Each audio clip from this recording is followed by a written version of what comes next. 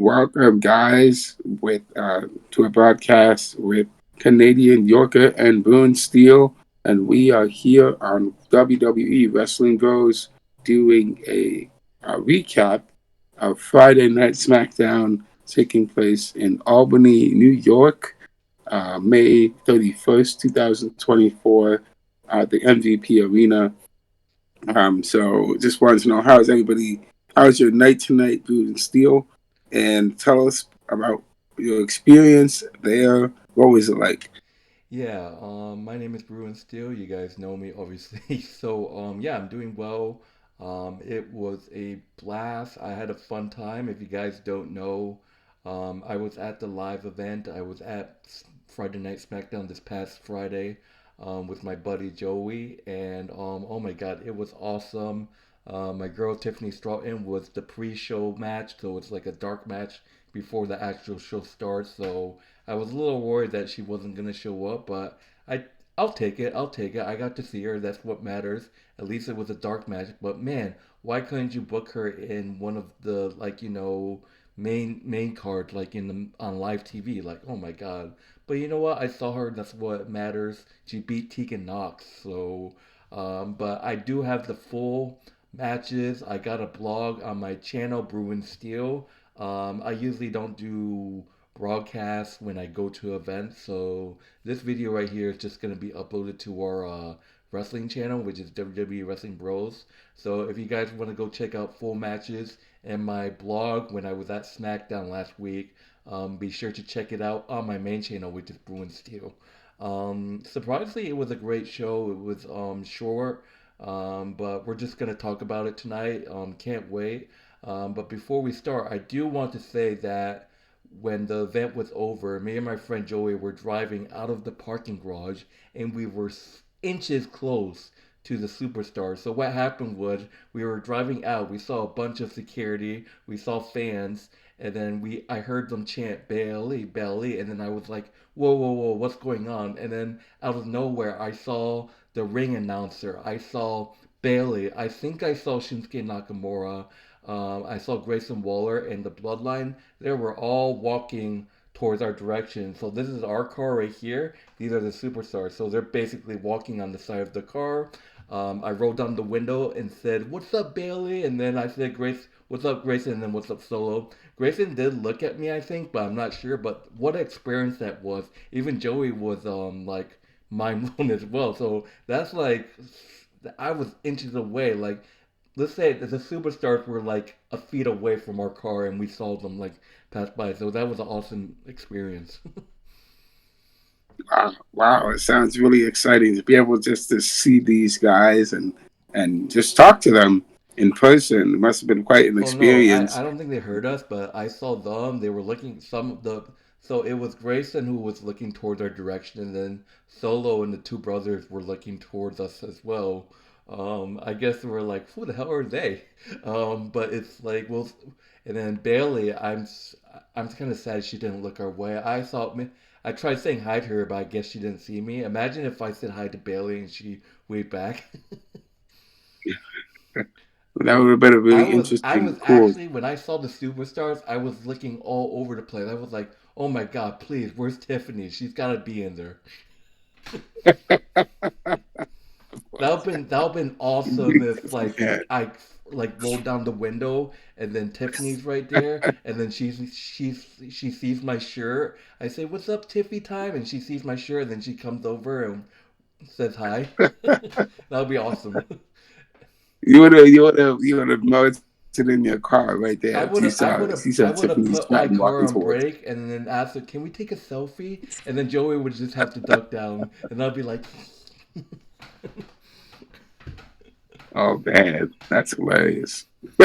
Well, it's good that you had a great time and you enjoyed yourself and you got to "Yeah, see the superstars yeah." there. So it's But good that you got to but see like I them. said, So guys, I don't really do a broadcast when I go to an event. So it's like I was at the event. Why not? Why do a broadcast if I was live there? But I'm doing this broadcast because I had to come on here and tell you guys that experience when the superstars were this close to my car. Like holy moly!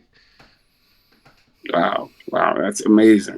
Yeah. So just to kind of Not move been awesome forward, if I yelled we're out gonna. "What's up?" and then one of them says hi back to me. Wow, that's cool. That's really cool. So, Yeah. so we're just going to go into the recap of the SmackDown.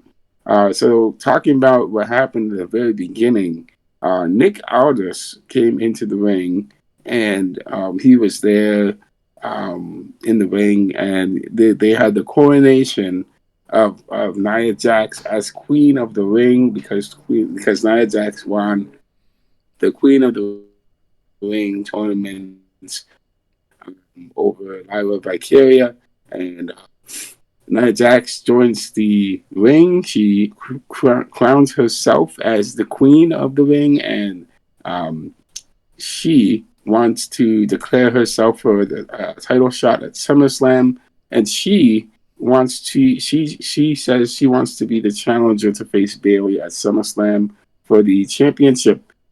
Bayley joins Bayley goes down and walks to talk to Nia Jax as her challenger. But unfortunately, while she's walking down, she gets um, ambushed by your favorite team in the whole wide world, Hell no. Chelsea Green and Pimpin' Chelsea Boo. Green and Pimpin' Evans. So Chelsea tells Nia Jax that by SummerSlam Piper Nivens is going to be challenging, going to be champion, and Nia Jax doesn't get a damn. Nia Jax said she doesn't care because she's going to take out whoever is the champion and become the next champion. Um, so, what do you think about that segment right there in the very beginning of the show, right there? All right, so before I share my opinion, if you guys don't know, just want to let you guys know where me and my friend Joey were sitting. We were a couple seats back behind Wade Barrett and Corey Graves, so we were like right behind the commentator desk, and it was all good angle, but I didn't like how the ring. Let's just say the videos were okay that I did, but the ring was blocking the Superstars entrance, which was horrible, but it is what it is. But I was so excited to see Bayley live. I've been before. I did see her before live, but she was a heel, but this time as a face. Her new theme song, which was awesome, and then Nia Jax came out, and then our whole section were just cheers, and then we hear like boos in the other sections, and then the person sitting next to me is like, Naya, you're my queen. And then I started laughing. And then Bailey came out. I was excited for her. And this is gonna and then fucking bitch ass Pemberton Evans and Chelsea Green. Get the fuck out of here. I had to ruined it. Oh yeah, once they came out, I started booing the shit out of them. I didn't stop for 5 minutes. Yeah, so and I don't that's just gonna be. I mean, that's gonna be a hard hitting match if it's gonna be Pimper Nivens versus Nia Jax. But my money's on Bayley versus Nia Jax at SummerSlam. Pimper Nivens is gonna lose in her home country. Bayley's gonna embarrass her. That's my. I think that's gonna happen. Fuck that. Pimper Nivens gonna ain't winning shit. But it's gonna be a great match, But let's see, Pimper Nivens is big. Question is, can Bayley handle that? So far they've shown Bayley weak. It's just they're just having Bayley be weak right now. Like she's weak right now. Like she doesn't look strong right now as a champion. Unfortunately, like she gets like this attacked. She just like gets taken advantage of. That's just that. And then Nia Jax walking out. That had to be the shortest ceremony I have ever seen. So Oh, that's awesome. So it's great to see got to see that all in action. And so we're gonna move on to the next part of the show where Nick Aldis is backstage segment. Nick Aldis is visited by AJ Styles in his office. Styles talks to Nick Aldis about what he talked to him last week to consider his options for the future in the ring, of course. Um, so Nick Aldis has made some time to talk with AJ Styles about his future going forward. That's just the backstage segment. Going forward, DIY go in. The DIY faces off against A Town Down and your boy Austin Theory and Grayson Waller. Um, so Grayson It Waller, wasn't a tag team match. It was a singles match between one half of A Town Down, Austin Theory versus Tompo Simpa. Full match is on my channel, guys, if you want to check it out. So, but it's Austin Theory versus Tompo Simpa in a one-on-one match. Go ahead. right, right, right. So yes, so it's one half A Town Down, one half of DIY. Tom So Simpa versus Austin Theory. So in the beginning of the match, shoving match, Ciampa ducks. He shows he throws right hands, he throws kips, a quick across, and he ends it with a big elbow. Theory uh, counters with a fisherman neck breaker, whip to the corner, throws him to the throws Ciampa to the corner. Um, Thompson gets the boot up. Austin ducks a leaping lariat. Theory with a hanging neckbreaker off the apron. And Ciampa uh, lands punches, chops, backing Theory onto the ropes. Whips across with a big lariat, which is a reaction from Thompson. Austin Theory presses the attack.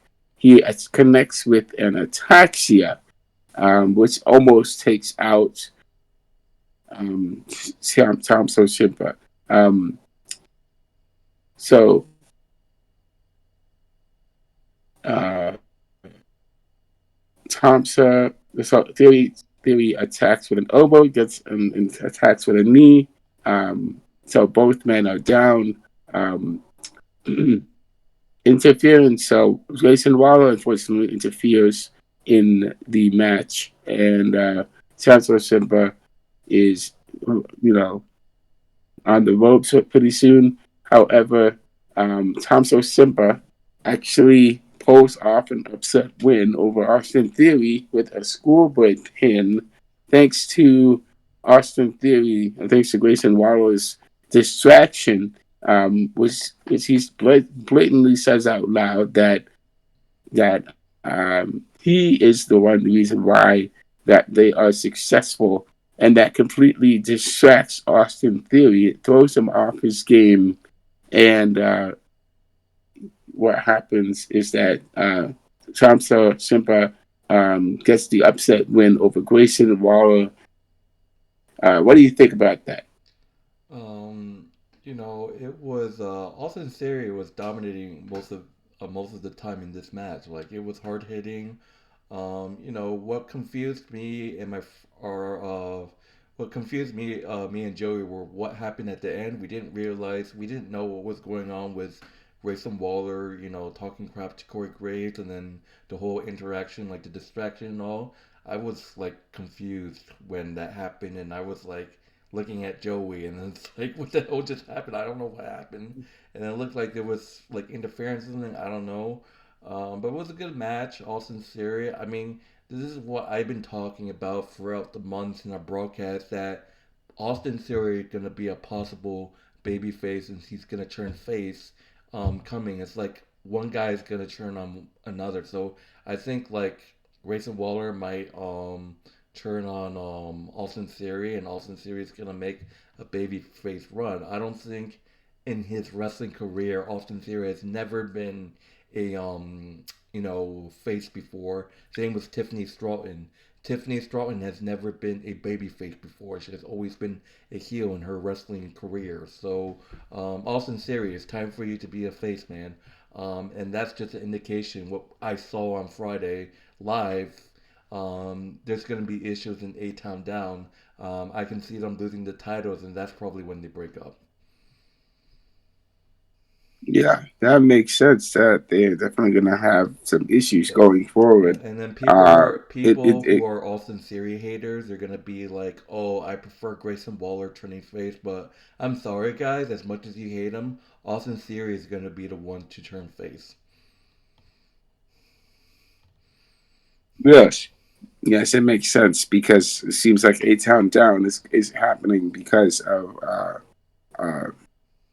Austin Theory. Like I said, I think we have been discussing this that Austin Theory is has been the guy that's been doing the heavy lifting. Grayson Waller has been also, however, it seems like all that fame and the all that fame is getting to Grayson Waller's head, and now we're seeing the results of this situation going on between the both of them. But moving forward, we are going to go talk about the next part of the show. Blair Davenport is in Nick Aldis's office when and Naomi joins in comes into Nick Aldis's office. Um, Blair says has some words with Naomi, and then she leaves.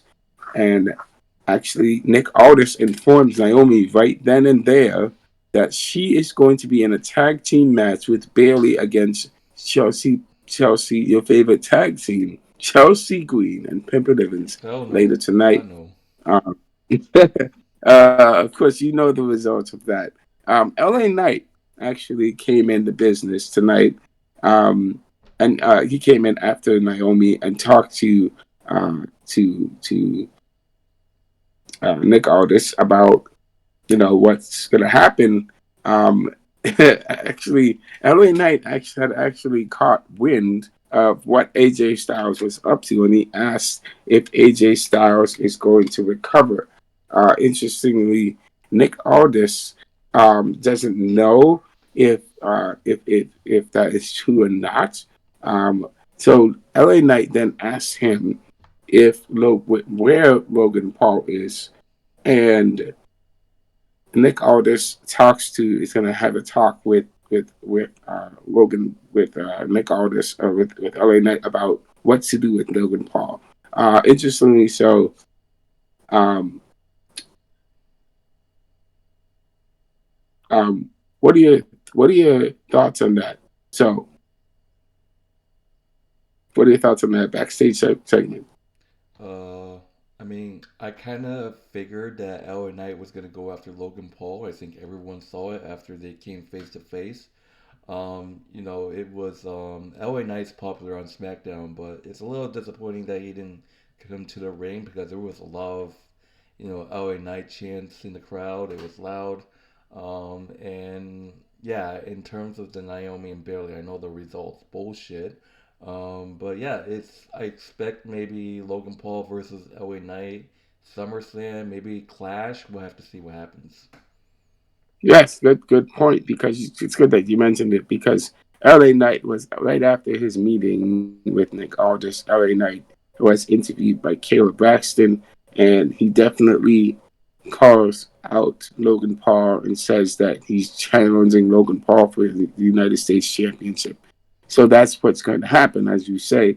Right after he says that, Carmelo Hayes, a brand new rookie of SmackDown, is is there.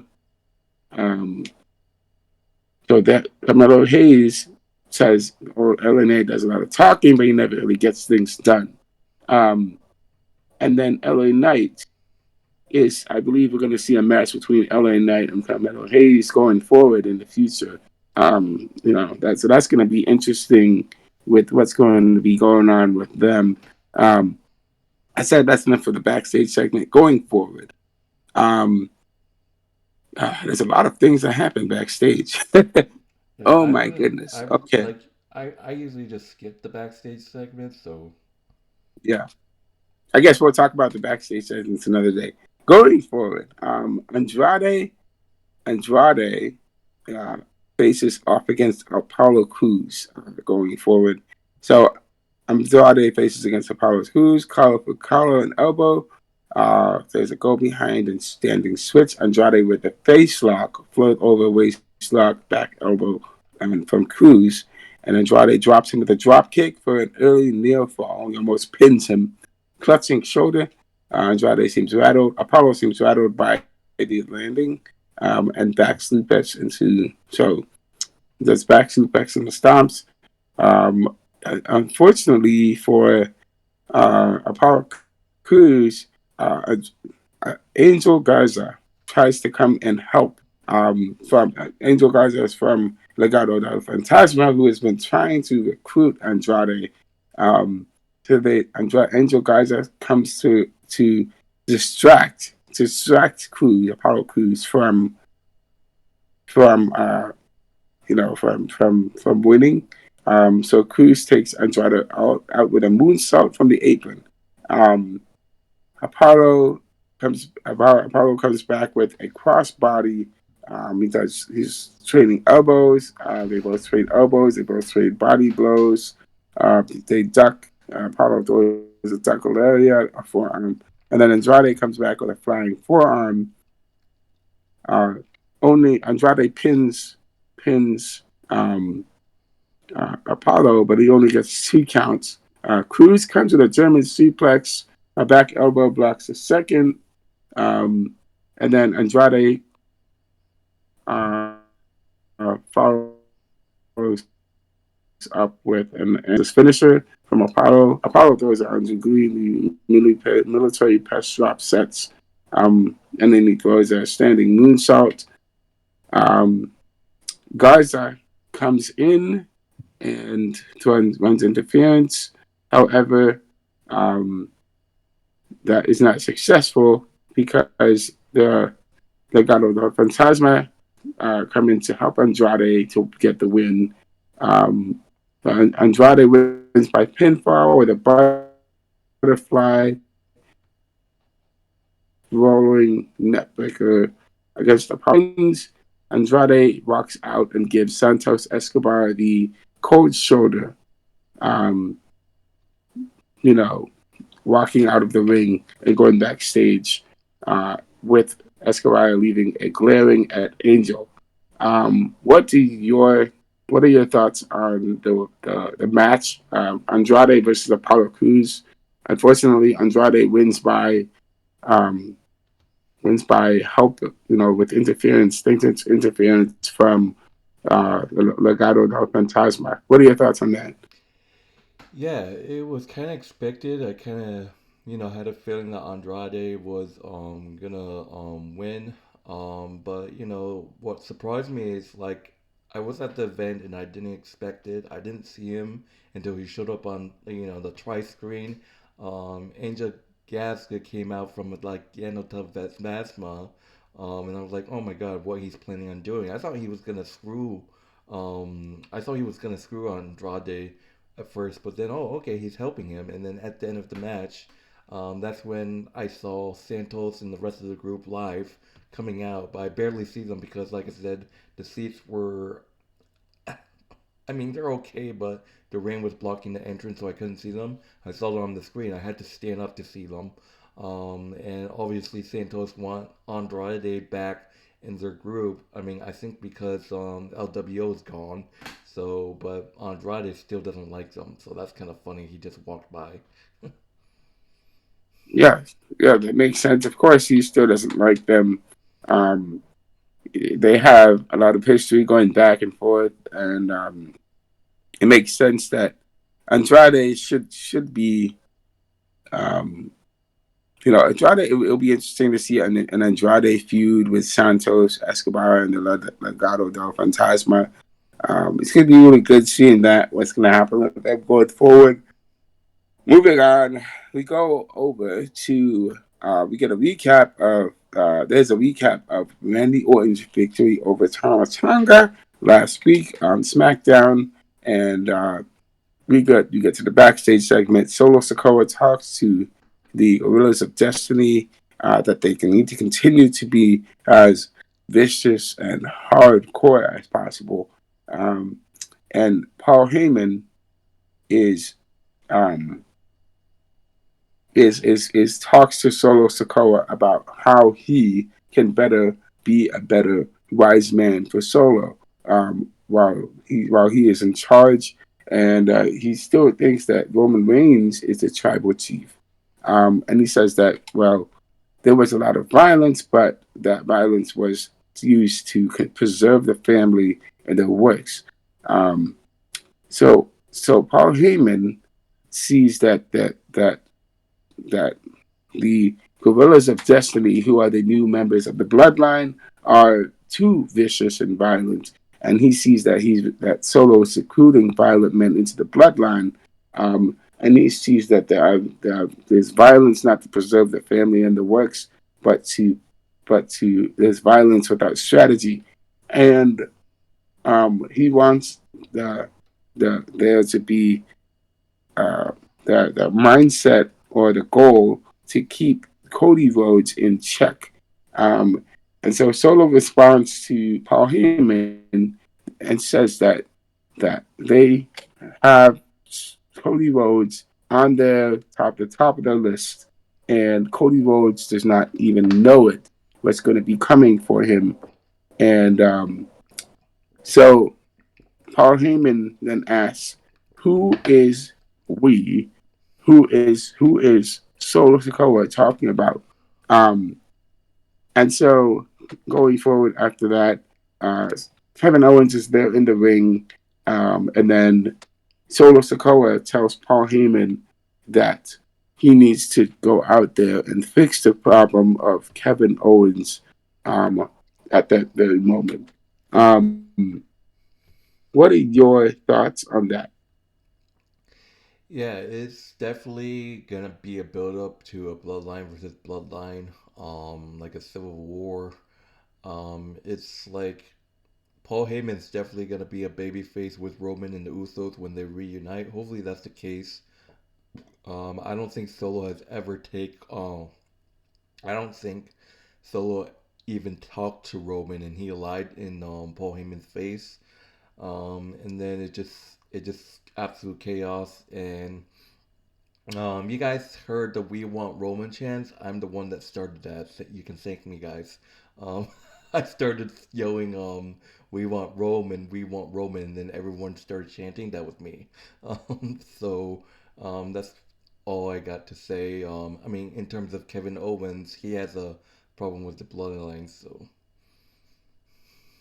That's right. Who is so Solo is working with some other third party. Who do you think that third party could it's be? gotta be. It's gotta That he be. could be referring to? If their eyes are on Cody, it's gotta be a chess played game by The Rock because The Rock said he's gonna go after Cody when he returns. So I think he's putting up a squad to go after Cody. Could be going forward. We'll have to see who it is going forward.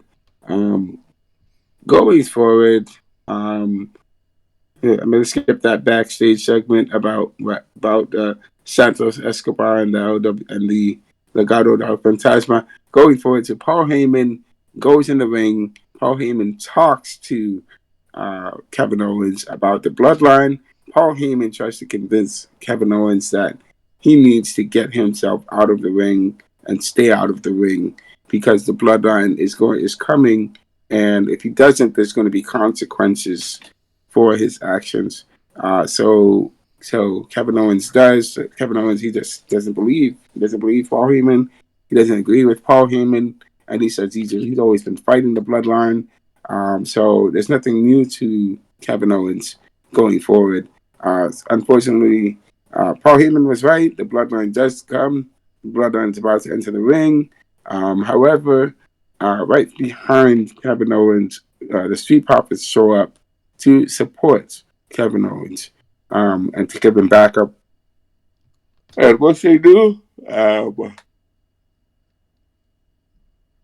excuse me, once they do, immediately there is an all-out assault from all parties: the Bloodline versus Kevin Owens and the Street Profits, who are fighting each other.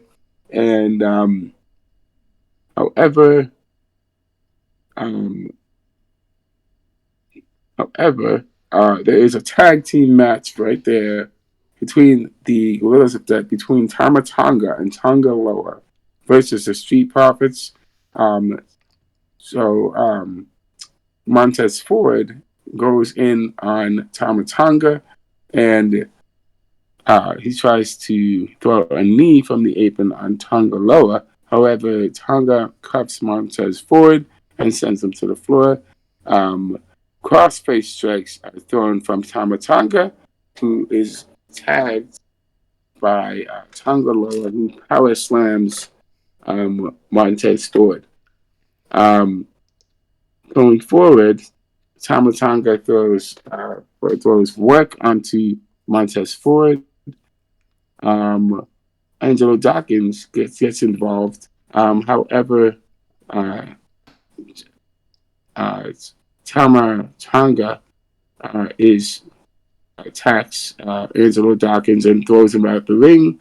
Tonga bounces off of the face of the announcer desk, um, and he gets clotheslined. There, the Bloodline is in control. However, tags are made, and Ford comes in and clubs down Tongaloa, who is shoved and back suplex there. He's landed on his feet. There's a kick combination. He ducks lariat. He throws a falling lariat. Um, Flapjack fends off Tama when he comes in. Um, there's a move called the electric chair in Tongaloa. Montez Ford goes up top, does his famous doomsday device, and Tonga breaks it up. Big pounce from the sky Sky High on Tongaloa. There's a tag to Ford. Montez goes off the top with a leapfrog splash, and unfortunately for him, he's not the legal man. He's the wrong person, so Tonga runs in, and the Gorillas of Destiny win with a pinfall, jumping reverse STO from Tonga on Montez Ford. There's quite a mouthful there with the match moves. What are your thoughts about on this match with the Gorillas of Destiny versus the Street Profits? Yeah, it was a great match. I kind of, it was a gut feeling. I knew somehow the Bloodline were gonna win without or with Solo. I actually thought that Solo was gonna come back and run interference after having a scuffle with Kevin Owens. But looking at the two Tonga brothers, they're strong. They can compete. I won't be surprised if those two challenge Austin Theory and Grayson Waller for the titles and win them. That's gonna be crazy if they do. That could happen. They could go for the tag team titles. The new Bloodline can go for all the gold. Like Solo could go after, try to get back Roman's title off of Cody, and then that will set up the two guys holding the SmackDown titles. Imagine that! Holy moly! But we have to see what happens. But the Street Profits, it's just sad that they're not winning matches. They're great fashion, but that's just that. But that's all I got to say. It was a great match to see live. It was a great match, but it was clear as day that the Bloodline was gonna win. But at points of the game, I was like, wait, the Street Profits could actually pull it out, but no, I just feel like maybe Solo might come, or they don't need Solo. They got it. Yeah, yeah, they do definitely got it. There's a lot of I would love to see the Street Profits win more. They definitely deserve a tag team title for sure. Going forward, they need a championship run as well as Bobby Lashley. He needs a championship run. Unfortunately, he's injured and out of action at the moment. So the best thing the Street Profits need is definitely the championship pickup win. So they definitely need that going forward. The next we have, I don't want to talk about this, but it's a pre-show. It's a backstage segment with Bianca Belair and Jade Cargill. When they run into Indy Hartwell, I believe, because of the Queen of the Ring tournament. Indy Hartwell, Candice LeRae was injured, and she is home. Bianca Belair is, wants to talk about Candice LeRae coming back. However, Indy Hartwell tells her not to change the subject because she wants to keep her on the subject. But with Jade Cargill, interesting, made a comment that she will be the one to put Indy Hardwell on the shelf, so she would injure Indy Hardwell if she doesn't back up, right? Um, so that's just something that's just happening backstage. I think we'll talk about that a little bit more in deeper detail later. More backstage stuff that happens. We're not going to talk about it. We finally get to the interesting match, the tag team match between Bayley and Naomi versus Chelsea Green and Piper Nivens. Um, so uh, For you, Bayley and for you, Chelsea Chelsea. trading forearms. Green, so Chelsea Green backs Piper Nivens. Chelsea Green's backs Bayley into the corner, and uh, Bayley gets away from Chelsea Green, and she tags in Naomi. Naomi throws a heat shaker, and she kicks out Piper Nivens with a drop kick out of the ring. Um, she then throws another one split-legged moonsault on Chelsea Green. However, Chelsea Green kicks out. Piper Nivens pulls Chelsea Green out of the ring, and Naomi slingshots herself on both of them to wipe them both out outside the ring. Um, Piper Niven throws Naomi off the turnbuckles. Chelsea Green almost pins Naomi. However, Bayley saves Naomi from getting tagged. Piper Niven cuts uh, cuts Bayley down and throws her into the post. Um, there's a kill switch that was blocked off the ropes. Rear view connects. Piper Nivens breaks it up with a crossbody. Man, she's a big girl. She throws herself uh, onto Bayley. Um, Piper Nivens throws Chelsea Green into the cover. Chelsea Green and Piper Nivens win by pinfall with a deadweight press from Green to Naomi. What are your thoughts on this match? I'm sure you have a lot to say, and that is a disappointing loss for you. But what are your thoughts on that match?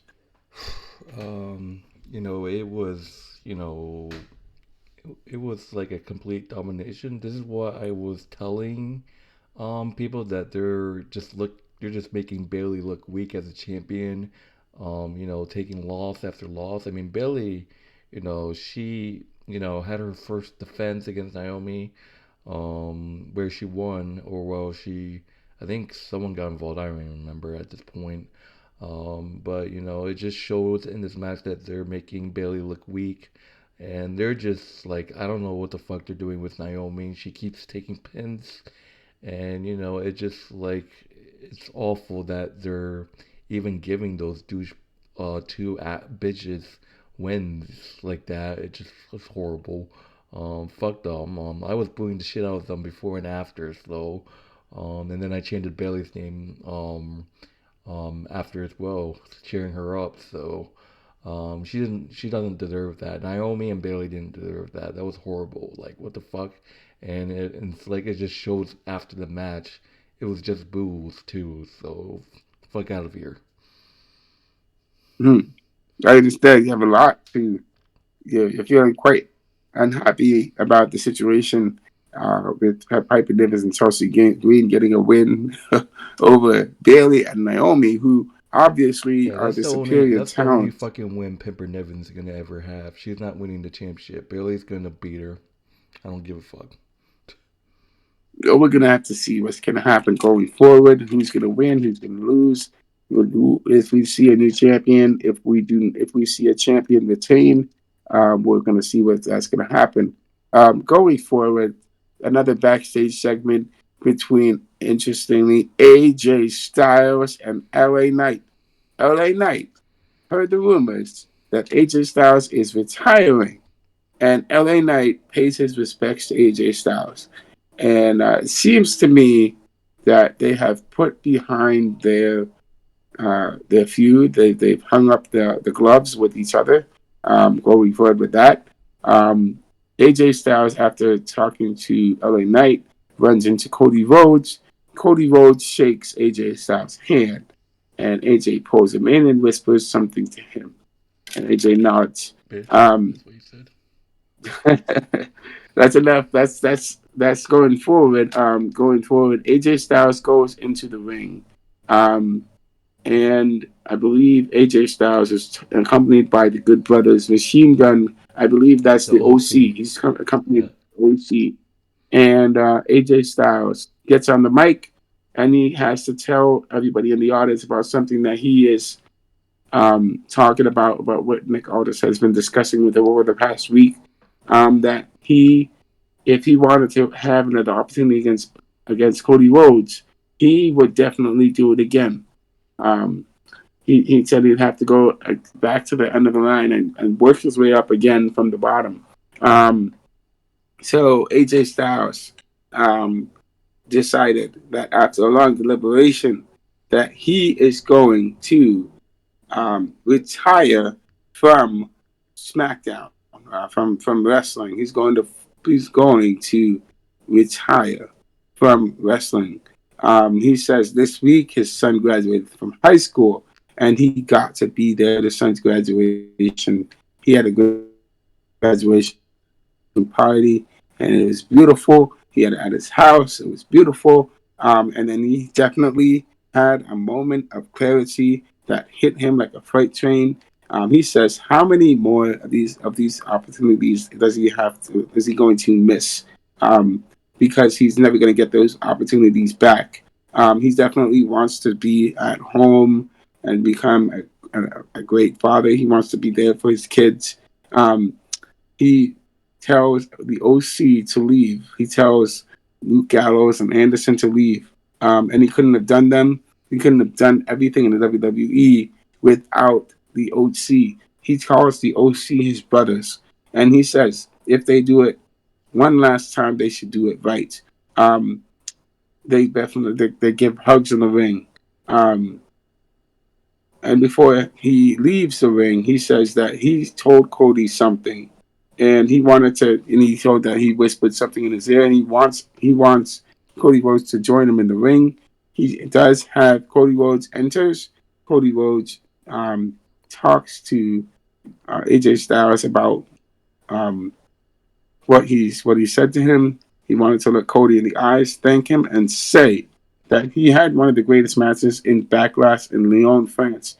The crowd was electric, and if it's to be his last, that's it.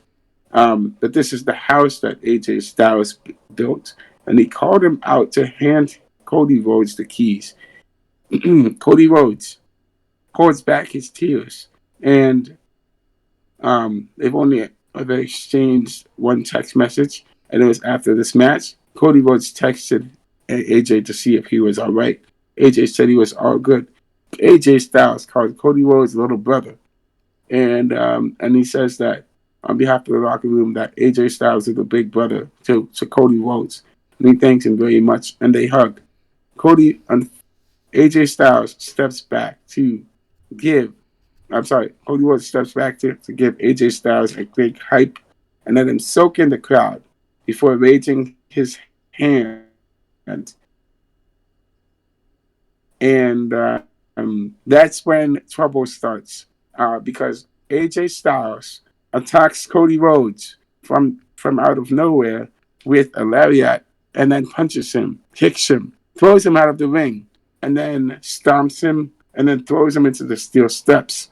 AJ Styles throws the top step away and pulls Cody Rhodes onto the bottom step where the OC are just standing by watching him do this, and he smashes Cody Rhodes' face into the paint with a Styles Clash off the steps. What a shocking ending to SmackDown. Um, what a shocking ending at the end of SmackDown. Cody Rhodes feigns retirement and throws the 1, 2, 3 Styles Clash on the American Nightmare out of nowhere and attacks him from out of nowhere. He basically pulls a Mark Henry on on AJ Styles and Cody Rhodes, and he fools us all with his great acting skills. What are your thoughts on this? Yeah, I actually called this like way early. So as soon as AJ got on the mic, I'm like, he's pulling a Mark Henry right here. I can feel it. I even told my friend Joey, he's like, he's pulling a Mark Henry right here. Watch. But then we got to that point, and he's like, my friend Joey's like, yeah, I think you're right. Yeah. And I was like, no, there's no way AJ's retiring. I kind of feared that something was gonna go on. And then when I heard I'm gonna bring Cody on, it's like, yep, he's attacking Cody for another championship opportunity. He's pulling a Mark Henry. I called it. I was correct on this. And then, yeah, that's official. So we've seen AJ Styles and the OC not get along throughout, these weeks, these months. They kind of went on their own way, but then I think the OC and AJ Styles has officially um, are together now. But instead of faces, the OC has officially turned heel. So Luke Gallows and Carl Alex Anderson are Anderson. both they're both heels officially are heels with AJ Styles. But that questions is Mia Ying gonna turn heel and join them? I believe Mia Yim is going to turn heel and join them because Mia Yim wouldn't be the OC without Mia because Yim. because You people know, are like, I don't think the OC is turning heel with AJ. And it's like, yeah. After that, if you guys haven't seen, Luke Gallows and Carl Anderson were blocking security and Nick Aldis. That's a heel right there. So it's official. I haven't checked it, but they definitely turned heel right here, joining AJ. So yes, I believe there was something that happened backstage with Mia Yim. Um, yeah, and Nia going some. Jax. He's like, why are we talking about AJ and talking about Nia? Yep, yep. It's definitely something that's interesting going forward with Mia Yim. We're gonna have to see what's gonna happen with that.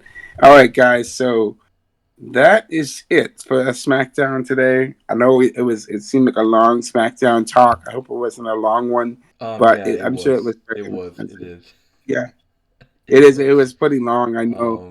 Because you were But like doing the that's all that. backstage segment, which is fine, but Yeah, yeah, it was a great show. I enjoyed it. It was kind of disappointing that they didn't announce the matches before SmackDown happened. I got to see some good matches, but in terms of grading, I give it A minus. I will give it an A. I definitely think it was good. There's definitely could have more that could have happened. It would have been nice to see perhaps a potential another bloodline encounter with Cody Rhodes and Solo and the new bloodline members. Seeing Cody Rhodes again, possibly. Um, but we'll have to see how it goes going forward. Maybe we'll see that later on in the year. So Yeah, we'll but see what anyway, happens. guys, that's the broadcast. Like I said, the broadcast is gonna be uploaded to our Wrestling Bros channel only. It's not gonna be on my main channel because my blog is gonna be on there. Full matches, if you want to check it out. Plus, there's dark matches that weren't mentioned in this broadcast. There's dark matches, so matches that happen after the show. Full matches are gonna be on my channel as well. I will, add this to my WWE playlist on my Bruin Steel channel. So hopefully people see this from my main channel. But it was fun. We just gotta wait until when the next event comes around in our town, Albany, New York. It's probably gonna be Monday Night Raw. This past Friday was the Friday Night SmackDown for the first time since like the last time before was like 2022. So it's been a while since SmackDown came around to Albany. So it's just been Monday Night Raw. But we will see when the next Monday Night Raw is, and hopefully we're there live to do it, see it. So, it was great. It was awesome. Yes, yes, it was. So hopefully, you guys enjoy the rest of your day and the rest of your night. Enjoy the rest of the week. We'll see you together in the next video. Ciao, ciao. Have a good See you night, guys later. and see you later.